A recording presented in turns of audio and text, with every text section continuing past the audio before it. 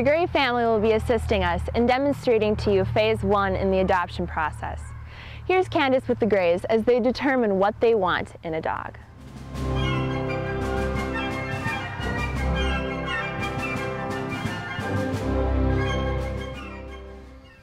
Hello. Hello. Hello. This is Pete and Kristen Gray. They're going to assist us in this process, as Michelle has just told you. Now, what I want to do, first of all, is give you a few pointers before you head down to Braveheart Rescue, Hastings, Minnesota, close by. We live in Prescott, so that's nice for us. Yeah. And you'll be meeting Brandi Tracy and so forth, and we'll be taking the viewers through that process next. But first, what I want to do is touch on a few pointers for you. Plan on this day being an all-day event. In other words, maybe 2 days would be good. People often do this on a Friday so then they can have a weekend and sometimes even take a Monday off. It takes time. You don't want to pressure yourselves and ultimately make the wrong choice. So don't have some place to get to before you go. This is an all-day event. Caesar's book, Cesar Millan, whose techniques and philosophies we by and large adhere to with Walks and Wags, Michelle and I. His new book, A Member of the Family, and also, this is a couple years old, it's a DVD called Your New Dog First Day and Beyond. And this is very well laid out for doing just what you're doing. He first goes into the section of shelter rescue, then puppies and from breeders and so forth. And the book deals with this very, very well. As well as things like just about anything you would need in terms of bringing this dog into being a member of your family. One thing I was very happy about was that he touched quite a great deal on naturopathy, homeopathics, acupressure, massage, and he really tells the truth about over-inoculation. And that is something I've known about for a long time, so I was happy to know that we adhered on that one. Okay, the main thing you want to, if you forget anything else, is remember this. You want to choose a dog with equal to and lower energy than you have as a family. Now, there's 2 other Grays. We'll be meeting them momentarily, a 5-year-old Henry and a 7-year-old John. And we'll be talking in a moment about the energy of your family. But if your dog has an equal to or higher energy than you do, there is going to be friction and you're not going to like it. So keep that in mind, and Brandi will help you with that as well. Process your pity at home. It's so very easy to feel sorry for these dogs when you go down there, and you will see quite a few. The facility is wonderful, but nonetheless, as good as facilities go, it's still sad to see so many dogs incarcerated and with no homes, nobody to take them home, and you knowing you can only take 1 or 2 or however many you really want. So don't bring the pity with it. Your compassion will never leave you, but it will do the dogs a great favor if you are confident and positive and strong. Also, be sure to tell the volunteers on hand that as well, so that when you do part from the place that you do go to, if it isn't Braveheart, if you're anywhere you would go, be sure you let the volunteers and workers that are helping you that day, the staff, know that you don't want a big sad goodbye, like Astro in the Jetsons. Remember, he was, oh George, so don't sad. Leave me. And we don't want that, because the dog's already going through quite a transition as it is, and it can be confusing and maybe a little bit scary, and we just don't want to add any more to that is weak and negative than we would have to. All right, it's time to bring the children in. I don't see them in here, so we're going to go get them. We'll be right back. Great. All right, we have John Gray and Henry Gray, 7 and 5 years old. A couple of cowboys here. Thanks, boys, for coming in for a few minutes. What I want to talk to you about real quick is when you take your trip down to Braveheart Rescue to hopefully find the dog that you're looking for with your parents. It's real important that you are very respectful to both your parents and Miss Brandi. Now, you'll need to also be rather quiet, because the dogs can get a little bit nervous, they get a little bit excited, and if you come in with supercharged energy, you're going to double the energy they already have too. So we want everything to be fairly calm and quiet there. It doesn't mean you can't talk. You will have a say in the matter. You'll get to discuss with your parents what dog you might want to choose that day. But just be very quiet and very respectful. Also, when you do bring your dog home, I want you to have a little meeting, family meeting with your parents.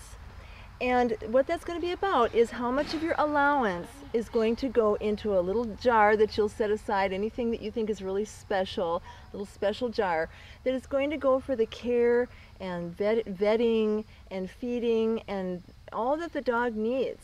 If you deposit a little bit of your money into taking care of this dog, you'll actually find that you'll feel better about yourself. You'll be more confident as a young adult and an older adult in time. And right now, you're going to just take better care of this dog with your parents because you've got some money invested in, rather than ultimately letting it all fall in the lap of mom here, which is so often the case. So I really wish you well. You're wanting a dog, huh? Mm-hmm. Yeah? Okay, you're all in agreement on this? This is good? This is good? Okay. Well, I wish you well as you go through this process. I hope you have a lot of fun with it, and we'll just look forward to seeing the outcome. How's that? Great. All right, you can go now. Thanks for coming in. Thanks, go ahead. gentlemen. You're welcome. All right, very good. All right, they did a good job. Now, the main characteristic that you're going to be looking for in a home-ready dog, and by home-ready, I mean a dog that's not going to require a lot of rehabilitative work on your part once you get them back home here. Now, it's going to take some adjusting and some periods of time to get them fully acclimated, but a home-ready dog, in my opinion, is a dog that will be pretty much like he was when you found him down there, and just having to learn the ropes up here. And then you have to maintain that. That you do always have to do, but you won't have to put a lot of excessive time in. You can be assured that Brandi will not send a dog home with you that isn't home ready. She has very few returns, and that's why. All right, other categories of dogs are perfectly adoptable. The fearful, the aggressive, the overexcitable, and so forth. The kinds that are kind of hard to be around. Yeah. They're perfectly adoptable just that way, but keep in mind there's going to be a lot of time, and you're going to need to do a lot of study, okay? Yeah. I mean, like, not just watch and read, but really study, and put a lot of, there's got to be a willingness on your part. You got to have the want to. Yeah. A lot of confidence and persistence. And you have to decide, is that what we want? So this brings us to the questions. Yeah. Now, the reason why we have the questions, and these are based on some questions that I found in the book, A Member of the Family. I could have thought of something along these lines, but I chose to use these. The reason why you want to have an all-out, lay it on the table, honest meeting with yourselves, which you've already done, and now you're going to share some of that with us, is because it's very easy to glamorize this process and just think, oh, we want a dog and he's going to be perfect, just like Lassie and Rin Tin Tin and whoever's current right now. Yeah. Lassie's kind of the dog of the century, I think. We all seem to remember Lassie. So do be honest, there's no right or wrong answers here, and these are just a guideline to help you in your choice, to help you think when you go down there and have this forefront in your mind. So first of all, what are the reasons that you all have chosen to bring a dog into your life? Well, we've had dogs at our house over the years, and really enjoyed having a family pet. The boys have helped care for the pet, and I think it shows them some responsibility as far as caring for a live thing that's in our house day in, day out.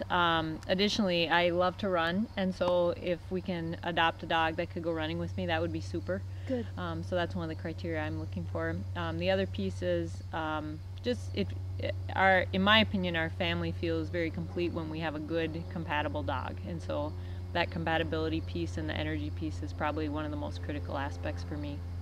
Well, those are very healthy reasons. Those are excellent reasons. Do you have anything to add to that, Pete? Other than me being a farmer, I'd like a dog that I can take as a companion down while I'm down at the farm.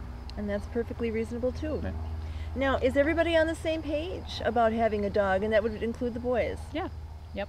Yep. I think we're all set for having a dog. Okay. I was a little more reserved. He was the holdout. Oh, okay. All right. And that's okay. There's usually one. Yep. You just got to be it. Yeah. How did you come around to being in agreement? You know, I know how much it means to Kristen, and there are times when I'm gone farming where the dog won't be able to be with me, but then when Kristen and the boys are here alone, I think it'd be really good to have a dog around. Okay. Yep. So you do feel totally comfortable with Yep. it now.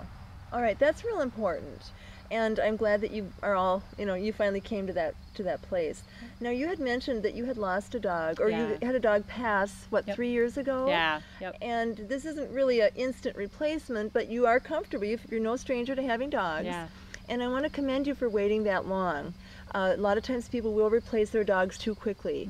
And I think 3 years is more than ample time to process and get past that. When you get into the fresh grief the first 6 months, it's a very unstable atmosphere. And it's not that you can help it, but it's not a good time to introduce a new dog, particularly a rescue, into a family that's already a bit wobbly to begin with. We want to bring this dog into some solid ground, and that's clearly what I see here. Good. Okay, now is everybody prepared to take on the responsibilities, financial, who's going to feed and water and walk, and as well as the affection and the soft part of it? Yes. Yep. Oh yes. Everybody Yep. feel it? Now, how are you going to bring the boys into that? So that we talked about the finances a little bit. Yeah, that Do was you have a game good plan? idea. Yeah, with our previous dog, Buddy, John was responsible for all the feeding, and my assumption is he'll want to do the same thing with this dog. He really enjoyed the process because we would have, Buddy was trained to do several tricks before he would actually get fed, and it was a good exercise, I think, for John to train him. So John actually was the one to work with him and train him with his tricks, and it was, it was very good. And then with Henry, who's 5, that will remain to be seen. My sense is that just because of some of Henry's characteristics, he may bond a little bit less with the dog. So we'll just kind of see his level of interest. Yep, certainly as we take the dog for walks and that kind of thing, the boys love that. And so it's very common for us to walk down to the park, or, especially on a nice evening, just go for a walk. So the boys definitely are along and very willing on those excursions. I'm really glad to hear about the walking, because as you've seen the prior shows, you know that walking your dog in a structured way where they're at side and slightly behind is the closest bonding that the dog will have to you. And the boys are certainly old enough to walk the dog. Unless he's really a big guy that you bring home. The boys are certainly old enough to do that. So make sure that they get included in that. All right, do you have a certain breed in mind, and are you willing to research, or have you researched? Yep. I would say it most likely will be a hunting dog, breed-wise, medium to large, and I think Buddy was a lab, and that was super. He was a great dog. So I'm pretty flexible on the breed from the standpoint of within that hunting dog range. Again, looking for one that can run with me and that kind of thing too. So we'll just kind of see. And not too large. Yeah. But, Not too, so you're looking about kneecap level or thereabouts. Yep. Okay. Anything age in particular? Sometimes you do get some really young ones down at the rescues. Yeah. Probably not a puppy. Okay. Is what I'll say. And Puppies out? well, and with the boys, the ages they're at, along with the challenges of house training and that kind of thing, could get to be a bit much for us. So you've already got your hands full right now. Yeah, a little bit. So what I was thinking is maybe like 1 to 2 years old, something like that. So young, but not a puppy. Exactly. Yep. And so one of the criteria that I think we'll end up using is truly housebroken.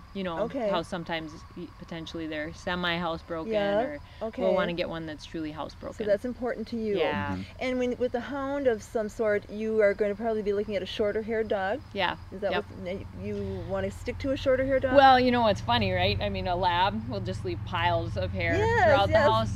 So much for the easy maintenance. Right. And it's just part of having a dog, So we'll just kind of see. I'm more flexible on that aspect of it. All right, good. Now, how many dogs are you looking at? Just one, or would you be willing to take 2 if they have come down to the rescue in a sister brother pack? Sometimes they come as siblings, or they've already been a prepackaged deal. Yep. We don't like to see them split up. Are you in the category that would be willing to take the 2, or rather stick with one? Depends on probably the size of the dog, the temperament. a concern that I've had regarding having 2 dogs, and I guess maybe it would be different if they're siblings, but having 2 dogs is that potentially they bond with each other and want to spend time with each other and not so much with us. Whether or not that's a real fear is probably debatable. But for the most part, we have a relatively small house here in Prescott, and so it would have to be a unique situation to bring home 2. That's what I would say. I would just encourage that if you just stick with one, which is perfectly fine. If that's your choice, that's good. That's what you want. That's what you should have. If you just take one, don't split up a pair. Okay. It's same with foster children. You know, we have wanted to do foster child raising for a long time, perhaps even with the potential to adopt in our family, and with that, we had always agreed we would never split up a sibling team, even if it meant taking 3. Yeah. So, and if we had a larger facility, perhaps 4. So, obviously, I'm not asking you to take 4 dogs, but I am asking you not to split up a team. All right. And anything to add to that, Pete? I don't think so. Okay. So far, we're good. We're on track. All right. Okay, now tell me, Pete, you can answer this one. This goes back with the energy point that I spoke of, the essential energy for your energy level and a little bit lower. What is the energy level of this beautiful gray family? I characterize it as active. Okay. We have an active energy level. We hike, we camp, we go to the farm. Yeah. And you work on the farm. Yep. That's your yet, job. I don't think I want a dog that's hyperactive. Right, right. And Kristen runs. Yep. And the boys are both very active boys. Very. Henry particularly. Yeah. So then what we're going to want to put you in the category of is medium energy. Okay, you're a high energy family. Yep. If you put a high energy dog with a high energy family, it's going to be like Tigger and Tigger instead of Tigger and Winnie the Pooh. Yeah. So what we want, you guys are already Tigger. We need Winnie the Pooh. Yeah. And so we want a medium energy dog that can perk up to that high when it's required of him. But he can also simmer down and be respectful here in the neighborhood to you and to the neighbors, because you do have a neighborhood here that you're in. Yep. We're not out in the country. All right, that's fine. And do you function as a unit pretty well, or is everybody kind of doing their own thing? Oh, I'd say we're very much a unit. Yeah. Good. Good. From what I've perceived. Yeah. I see that. Yeah. You both have your separate daytime work, but you're very much a one-piece one-piece garment. The boys will go to the farm with me on their days off, yes, requesting they love to go. That. Yeah. Yes. So, and after I come home early from the farm and pick them up from school, so. Good. Yep. Good. I'd say we're definitely a unit. Yep. Well, I've liked that. I've liked what I've seen. Now, so we've determined that the energy level needs to be in the approximation of medium. Just watch out for nothing boingy, okay, or overbearing. Size, we're looking at about a kneecap size, hopefully lab or lab hound mix. Age, fairly young, but not a puppy. Fur maintenance, we'll work with that. Just a tip on the fur, when you're brushing, get 2 different kind of brushes. There are brushes that get the undercoat, and start with that going against the grain. Then get your overcoat brush and brush back, and you'll get a lot more fur out that way, especially if you get lab. Yeah. And we talked about home ready or challenge. Now, what kind of dog, are you looking for something that's fairly maintenance, just maintaining what you find down there, or are you willing for some challenges? We'd Good probably, question. odds are we're best off with a dog that's fairly home ready. Okay. Yep. And so, to me, anytime you adopt a shelter dog, there are going to be challenges. It's just a question of how large they are. Right. And so what I would say we would look for are kind of medium to small challenges, things like some house manners, working with house manners, working with leash training. Yep. Those kinds of things are truly expected. Yep. Some obedience commands. Yeah, yep. But boy, if overly aggressive, those kinds of traits that are, we'll call them just larger, would be tough. And so, Brandi has asked us specifically, what kinds of characteristics potentially would cause us to have to bring the dog back. And so we've talked through that. Yeah. Yep. Good. She was our first conversation. Great. And then there's the wisdom of not wanting a return right there. That's wonderful. Yeah. And so I sensed that she was probably jotting down some notes on what would be, and then what she did was jot down notes regarding what potentially would fit for us, and then was looking at who she had at her shelter and then was going to let me know potentially when she found a fit. Oh, excellent. Oh, See, she was that just great. puts you right at ease right there. Yeah, So you yeah. know nobody's going to try to rip you off or send you home with something that Yeah. they've just been trying to get rid of Yeah. to anybody that Exactly. will take it. Yeah. Okay, well, I feel really good about this. Do you have any questions for me? No. We appreciate your help and your time. Thank you. Yeah. And you. Thank you. All right, this has been wonderful. I think we're good to go. Okay. This should give you an idea of how to handle phase 1 of your own adoption process. Now Michelle and I are going to take you down to Braveheart Rescue in Hastings, Minnesota. We'll meet Brandi Tracy and her pack and see what's involved in phase 2 of this all-important process.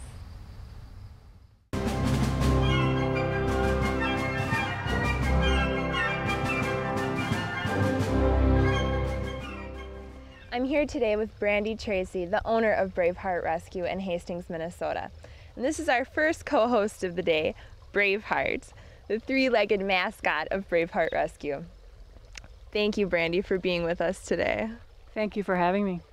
Now, what do you do to rehabilitate the dogs physically and behaviorally before they go home?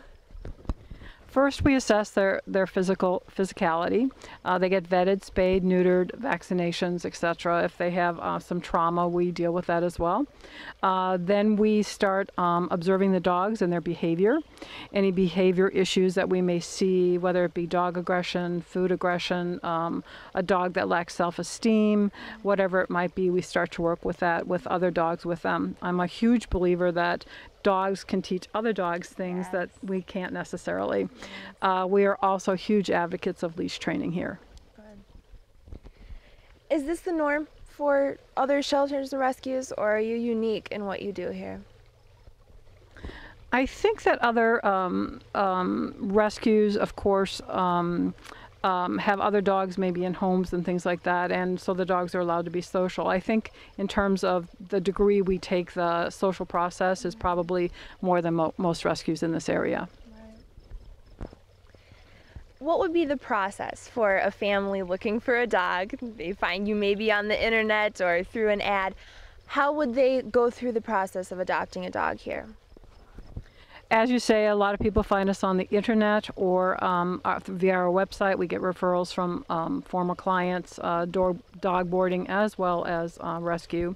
And they give me a call. I ask a few questions, try to find out what they're looking for. And then if they have another dog or a child or something like that, I suggest they bring that person or dog along to meet their possible new friend, and they are all allowed to meet. They're allowed to kind of be together as a family without my intervention whatsoever, so they can make their own choice. If it feels like it's going to work for them, and they come in and talk to me, and then we decide if it will work for everybody. Some paperwork is signed, some rules explained, and they are allowed to adopt a dog. Awesome. Tell the viewers a bit about Braveheart's story.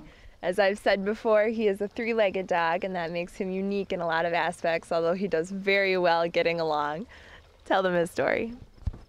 Braveheart was actually hit by a car right out front of here when he was 10 months old, and he virtually died on the table. They continued to put IV fluids into him for a couple of hours until he finally managed to wake up. His pupils were dilated and everything. He was gone. Due to his resilience and personality, he was able to wake up. And from there we started on trying to rehabilitate the leg. 4 surgeries later, we decided that he would do fine as a three-legged dog, and he has. Thank you, Brandi. Your part in this show has enriched it immensely. Now let's take a look around.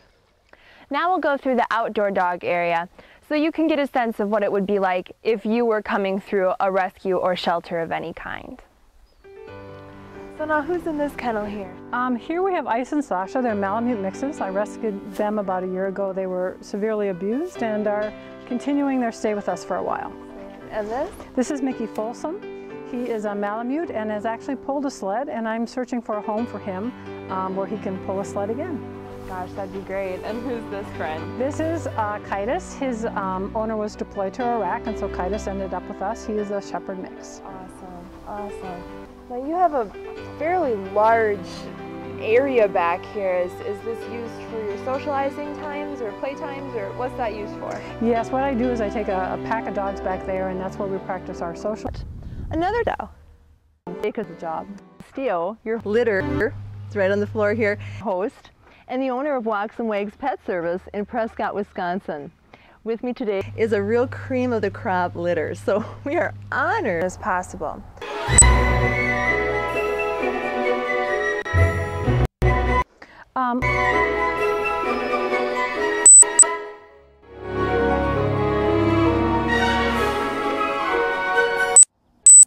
Unique. To be able to meet these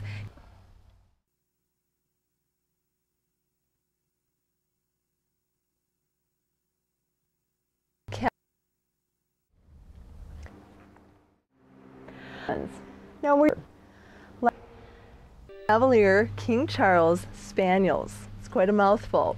Chris Hassig is the owner of Mystic Knight Cavaliers in Minnetonka, Minnesota.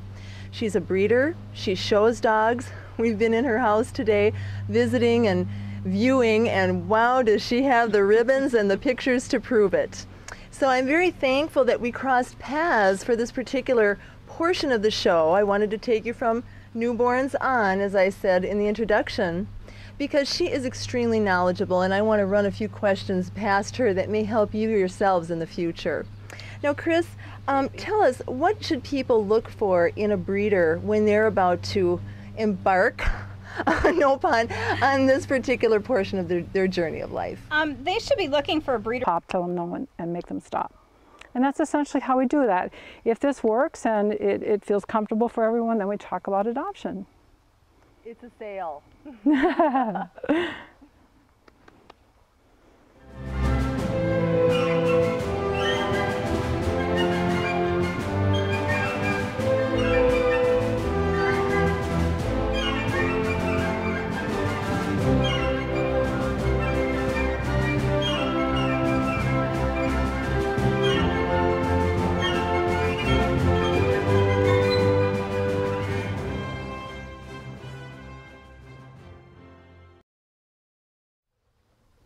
We're going to do a part of our instructional portion right here on site at Braveheart. What I'd like to tell you is a few things that you can understand what you want to be doing and thinking about when you come to a rescue or a shelter. First of all, you might be not outside like we are in such a spacious, beautiful area. You may be inside in a kennel where dogs are side by side in their kennel. In whatever case, approach the kennel not straight on, but just walk up next to it and then just gradually kneel down by the dog. And that way you can get an accurate view of what this dog is like. You may find that there's avoidance. You may find that there's aggression. They may be way excited and happy and, you know, licking here and everything. They may be fairly polite and giving you your space and so forth. Curious but respectful. This will give you a chance to see what the dogs are going to do. And of course you can glance in and then eventually look at each one that is in that particular kennel. Now, when the dogs are released from their space, when the owner or the supervisor, the person that's handling the dogs that day, or if you have hired a professional to come out, when they take them out and bring you into the area that you're going to meet with your other dogs, meet with your family, and so forth, the dog's going to want to know two things in this order. Where am I? And then, who am I with? Now, by where am I mean he's going to want to know, he's going to want to check out his new environment now. He's not inside anymore. He's out somewhere else. He's going to sniff a little bit. Dogs of this nature are going to come in all packages of energy. So you're going to have, as I said before, you know, everything from a bit aggressive to overexcited, just so happy to be out, maybe a little shy, a little fearful, and even halfway calm. But you want the dog to first examine his environment. Then, who am I with? Then he will come and examine you. Now that's ideally if you're looking for a home-ready, a fairly home-ready dog that really isn't going to take too much more than just maintaining what you already have from the day you purchased. So keep those two things in mind. If you happen to have a dog that comes out and all of a sudden decides he wants to know who is he with, that's number 2 instead of number 1, and it's with another dog, watch that, because that's a good setup for a fight. So just keep an extra close eye on those two. They should be on leashes before they can, interact with each other safely. You'll want to bring your dogs from home so that your dogs, your currently owned dogs, can meet your new one.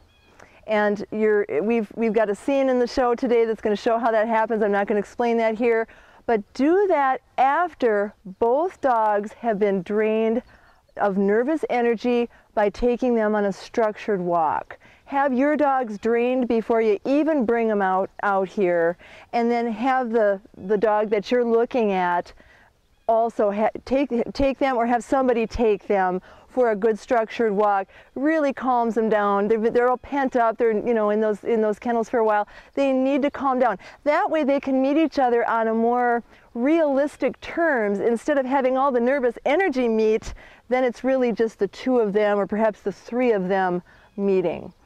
Bring some treats, various kinds of treats, maybe even little pieces of meat that is healthy, so that you can test their food drive. Later on, as you probably know if you've watched the prior shows, we're not real big on treating with dogs. I think it's overrated and it's usually done far too much, but it has its place. So bring some treats with you of various natures and check the dog's food drive. You may find it to come in very handy at another time when you do want to use positive reinforcement or coax them into their crate and kennel and so forth at home.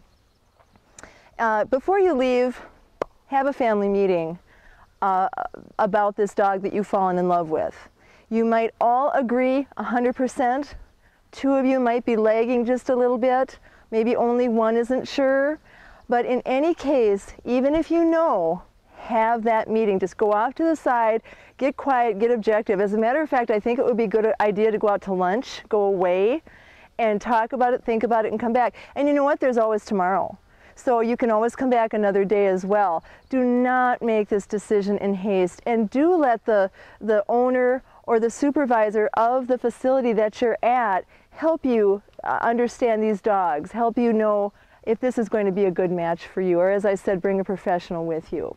If there's a cat on hand, let them have a meeting with the cat. If you have one at home, you're going to want to see if it's going to get along well with cats.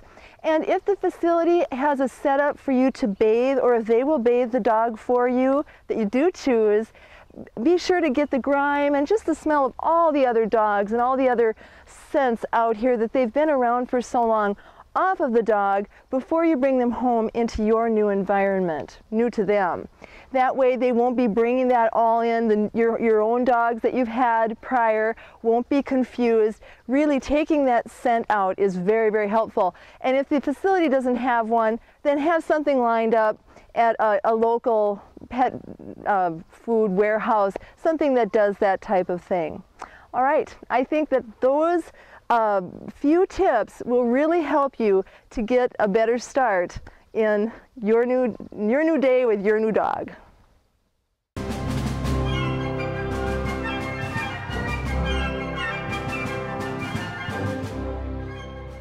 Now that brings me to grief.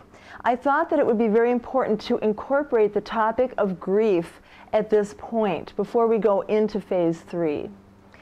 Grief is a natural part of seasons of life. It comes and goes, and hopefully mostly we don't have to experience it.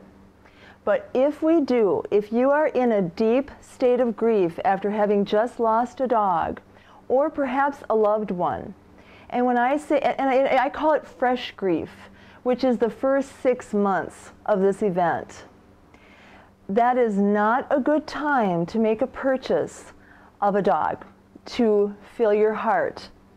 For 2 reasons. You need to go through and experience the grief in its fullest.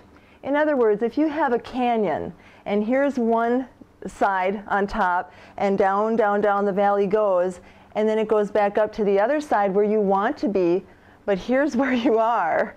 Our tendency, because it hurts so much, is to jump over and shortcut it and boom, plop back up. But if we don't take the full route and go all the way down before we do get back to the top on the other side and get going again, we're going to miss something very instrumental to our personal growth, and it will catch up with us later, usually in a fuller measure than if you would have just made the journey down and up in the first place. That's your personal journey. Now, I said there was two parts, the dogs. If you bring a dog into fresh grief, they will experience weak energy, and they can do nothing else but dominate. This will be you, this will be the dog. Now, in contrast, if you're going through a loss of this nature and you have a dog that's already been part of the family for a short or lengthy period of time, that dog knows you, he's established, he knows the rules, boundaries, limitations, and so forth. He is going to be one of the best agents you have to get you through that process. It's just going to be natural. You'll migrate together a lot. You'll find yourself holding your dog a lot, and he will take you through a very difficult part of your journey. But as you can see, that's much different than bringing a brand new dog in, be it a puppy or an adult dog, through a rescue shelter. So please, please take that 6-month period of time to do your counseling and your therapy with the humans in your life, or perhaps other dogs that you currently have. Just don't use a new dog to fill a void in your heart until you've got some feet on a little bit more solid ground, you're a little less shaky, and you're ready to move forward with that dog. All right, now for phase 3. First of all, the ride home. Be sure that you have everything that you need for your dog, such as gates, the shampoos, the food, the toys, the bedding, all of that. Be sure you have that locked in place and you know what you need for the most part, and it's all set up at home before you leave. Also, make sure you bring with you what you need, the crate and so forth. If you have to stop off at the pet food outlet on the way home, that's fine if you forgot one item or two. But don't just decide that today we're going to go get a dog and then on the way home you have to stop and buy everything. He'll come into a house that's just not ready for him, and he's going to know it. Now I have to tell you a little story I'm kind of going to tell on myself here. Speaking of being unprepared, 17 years ago when my daughter Michelle was born, who you see on the show with us all the time, we did not have diapers. I was struggling with, should I do, she's laughing behind the camera. I didn't know if I wanted cloth or, you know, the disposables, and I was really wanting cloth, but I didn't know if we could afford the service, and I didn't really want to wash them out myself and so forth. So on the way home, we had to stop and purchase diapers. Now the reason why this was a big problem was I was severely hormonally imbalanced after I gave birth. My hormones were everywhere. I was crying all the time. I was very nervous about what to do with this new little one. I had real good training on how to get through the pregnancy, but I didn't know what to do so much afterwards. And I had a pinched sciatic nerve from the pregnancy, and the delivery just exacerbated that pain. So I was hobbling and crying. And for some reason, I chose to go in and get the diapers. We didn't even choose we chose a more expensive store. I mean, really, I think all of our hormones were a little bit off kilter during that time. But the point being is, as I walked in the store, there was an elderly couple walking out. And they just caught a glimpse of me, and they just stared, and they just watched me go by with their mouth open until finally the woman said, hit her husband, she goes, "Dad, help that woman." And I tell you what, it was really a very precious thing. And he, "Oh, yeah, can I help you, ma'am? Do you need any help?" I said, "No, thank you. I just had a baby." And I'm sure that that was, you know, something they probably couldn't quite understand why that it would be that way. But that was a very difficult time for me. Fortunately, we were quite well prepared in most areas, but those diapers, I could have used to have them without having to stop and make that trip in my condition. So just a little side note there, have things ready when you come home. Make the ride home calm and quiet for the dog. We suggest classical or instrumental music. There's heartbeat music, which is usually canine lullabies, and then it's got a heartbeat in the back. Something that's very powerful about music is that classical, for example. Now, I don't suggest that you have to throw out all your music and only listen to classical. It can be hard to get used to if you're not used to it. But the beautiful thing about classical music is it's rhythmical, it's predictable, and the beat in classical music goes with the beat of our heart. They have done studies on some of the heavier metal, really heavy rock and roll music. And it does tremendous damage to the brain because it hits the beat, it hits on the offbeat of the heart, and actually every time we hear it, it's as though there's a sledgehammer tapping and tapping and tapping and tapping. So for those of you who do have a steady diet of heavy metal or somewhere in that vicinity music into the rock and roll, I really encourage you during the arrival of a new baby and the arrival of a new dog, be it a puppy or a rescue, do put your music on hold and let it either be quiet or put that pleasant music on while the dog makes this rather difficult transition. It can be difficult for the dog and for you. We'll be expounding that on that a little bit more in the puppy show that we have coming. Right now we're currently also producing a program called Start 'em Out Right Puppies. A pack of dogs expects a newcomer, meaning a new dog, be it pup or adult, to keep the rules, boundaries, and limitations that they have established within themselves from day one. And you should too with your new dog. Now, obviously, he needs to be treated with some kid gloves in terms of his introductions, and keep your communications as unintimidating as possible. In other words, be nice. But remember, leave the pity away. Don't bring pity for this dog in with you. Don't cut him any slack because he's new. Now, I don't mean to be harsh with him, but there is a balance. You know what you want, you know what you don't want from this dog, and it's up to you to keep it right away. Otherwise, if you give him 2 weeks off, he'll have 2 weeks of reconditioning or untangling to be rehabilitated from right from the start. Take a walk. When you get there, of course, bring him to his potty, his designated potty area. I recommend that that area be the same every time. And take a walk with your dog, a structured walk, and the whole pack. It's best if the whole bunch of you, if you've got a big family, if there's just you or you have a spouse, that you go together and bring the dogs with. Remember, they should have been at the rescue too, already meeting this new dog, so bring everybody with. This creates bonding from him to all of you at the highest level for him. This is his highest level of connectedness that he will have with you, is on a structured walk at side or slightly behind. Also, it creates the idea that he has migrated from one place to another, from the rescue to your home. Regardless of how many acres you have and how large your house is, to him it's just another kennel. So given the idea that he's migrated with you, his pack. Now introduce him to any family members that may have stayed behind, perhaps an elderly parent, a disinterested teen, or an over-rambunctious toddler. When you do that, be sure to bring the dog on leash to them. If he's not interested, if he doesn't want anything to do with them, that's just fine. Don't force him. That'll come in time. The goal is the follower, which is the dog, comes to the leader, which is you, or as I said, anybody that hasn't met him yet that lives in your home. When they come out to meet him, no gushing. It's going to be very tempting, but don't run to the dog and throw your arms around him. You wouldn't want a stranger to do that to you. You'd be thinking, oh, get this guy off of me. So don't do that to him either. It simply doesn't work. It's not proper protocol. The follower always comes to the leader.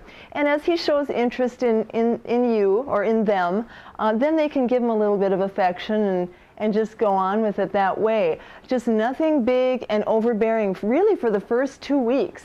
Now that might sound like a lot of time not to give a lot of excessive affection or heavy-duty wrestling in the grass type of playing with your dog. But although the other dogs get the same treatment they've always had, this new dog is not being shunned or put aside or being treated unfairly or cruelly. He is appreciating the fact that he gets to adjust at plenty of time without any pressure. He's got a lot of new turf, to get used to, and you need to allow him that. Wordless contact with a dog is the most intimate that you can have. Also, eye contact is very precious too. Just don't give him a stare down. And it's important that he gets to know you without your sunglasses. I wear sunglasses a lot, and you've seen me wear them on the show when the sun is overbearing and we simply have no other recourse. We have to do that. But we've worked with the dogs enough so that they know who we are and they're comfortable with us. In some cases, we've known the dogs for a long period of time. So keep the sunglasses off until they get to know you better. Now, when you are ready to bring the dog into the house, bring him in on leash, and you always enter first. Go up the steps first, down the steps first. When he's on leash and you're entering in and out of doorways, and it's a formal entry, always the pack leader goes first. So you all go in first, and then he gets to come. That means the other dogs go first too. Now, eventually those dogs will figure out where he's going to fit in the pecking order, but for now, everybody's in front. Introduce him only to 1 or 2 rooms, in my opinion, per day. So for example, you may have just the entryway, you may have a laundry room area or a utility room, and then the kitchen. And then just block that off. Bring him in a respectful way. You want him to respect your home in such a fashion as he becomes acquainted with where he's allowed to go, to be. The same way you would enter a hospital or a church. You would want to be respectful and quiet and follow the protocol that is already established there. Now, I don't want to give the impression that we're on pins and needles here. And if you feel a little bit of stress from this, just everybody breathe. We do that sometimes when we're in a behavioral help for dogs session. It gets a little tense when we're working with this particularly aggressive dogs, if we have them in a dominance ritual position or whatever, and I'll just notice the tension there, which of course the dog can feel, and it's not helping anything, and I'll say, okay, let's have a group breath.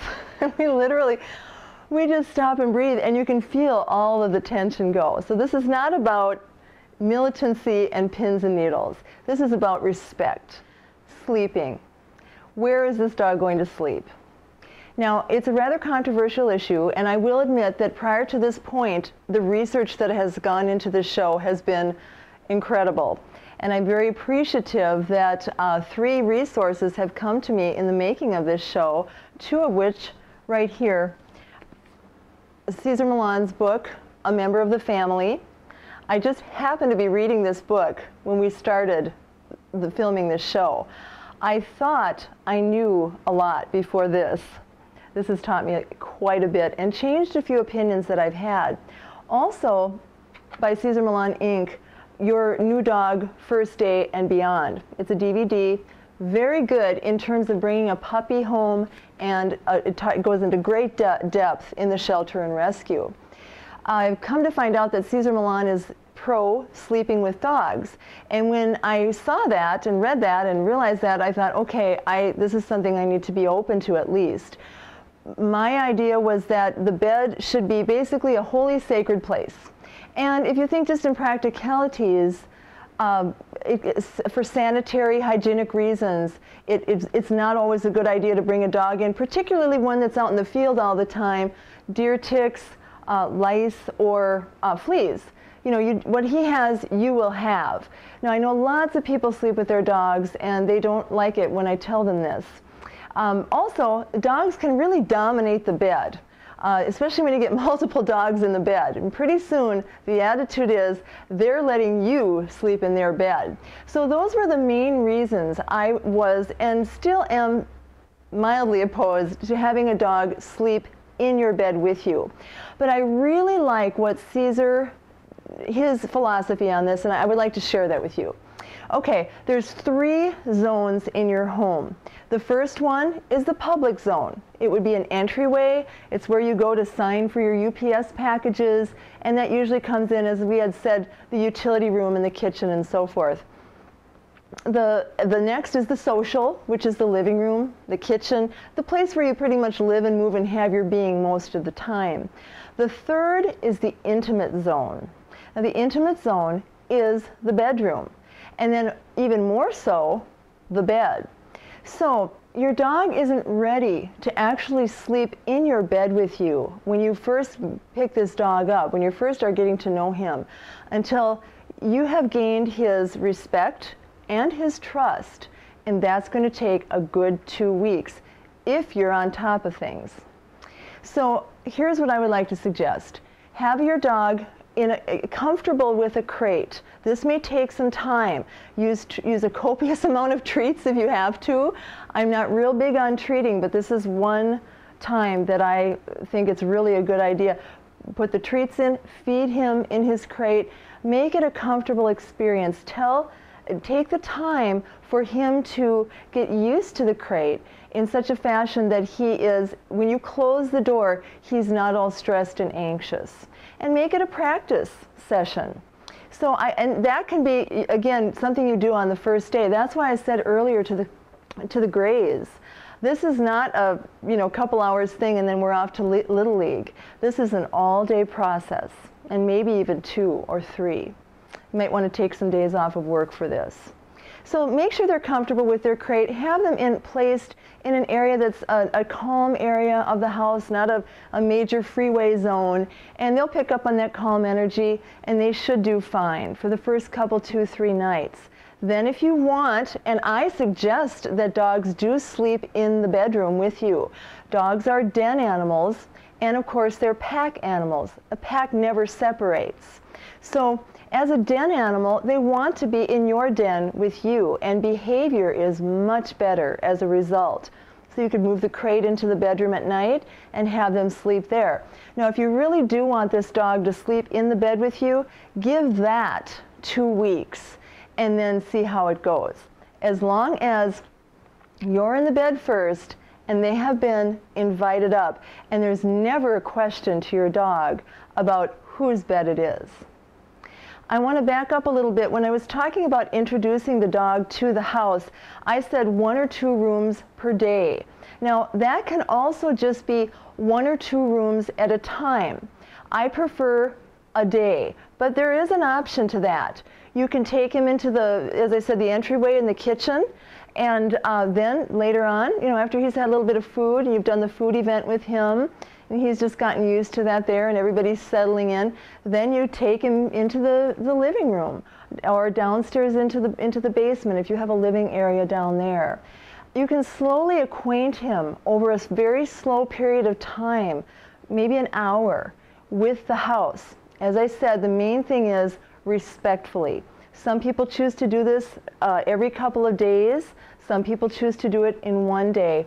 However you do it, make sure you enter those rooms and exit those rooms first, and make sure he's aware that this is your home, not his. He's welcome into it. This is where he'll be living, but this is your space and you're on top.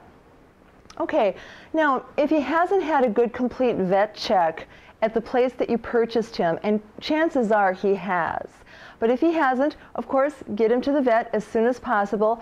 I recommend that you know that vet before you purchase a dog. If this is your first dog, find a vet well before you purchase the dog. Get comfortable, get a good click and a good rapport. Spend time asking this veterinarian the questions and find out how he or she operates, and watch them interact with other animals. That's the way they're going to treat you and your dog when you bring them in. And when you bring your dog in, try to bring him in the earlier hours of the day before anybody else gets there. The main thing is that you're calm. He'll pick up on your energy, and it's always a challenging experience for a dog, because even though you might be very well balanced, the other people in the room and the other dogs or various animals probably won't be. So give your dog the best support and encouragement that he can have before you bring him to the vet. Vaccinations. I think that it's wonderful that veterinarians are starting to, at least those who hold integrity as a high price, are starting to come out with the fact and the truth that over-vaccination has been happening for far too long, and it's actually contributing to the problems and early death of our dogs and cats. Now we're just going to work with dogs here. In Germany, for example, they get a parvo shot and a distemper shot at 10 weeks, and then again a year later, and that's it. They work so much with diet and herbs there that their dogs live sometimes 2 to 4 years longer. They're giving birth longer, and they're even showing them longer. So really take a look at the vaccine issue, and I think you'll be surprised at what you find. For example, a rabies vaccine can last anywhere from 5 to 7 years, and yet we are required to do it every year. So you can see just the over-inoculation that's happening there. I'm not going to go into great detail on that, but I think you can do better. In this case, for example, less is more. And then, as mentioned, food. Organic dog food, a must. Here's the deal. You can either spend the money 7 years down the road, vet visit after surgery, after expensive surgery, and lose your dog at an earlier age, or you can spend it a little bit at a time. Every time you buy a new bag of dog food, cook him up some vegetables and some meats and perhaps rice, and mix that in as you have time. I know that's not always a possibility.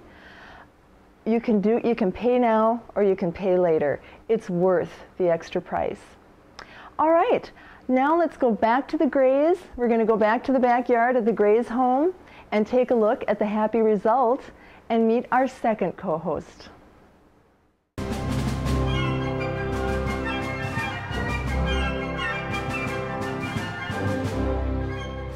The Grays really did find a dog at Braveheart Rescue, and we're here some months after that experience with their prize catch, Annie.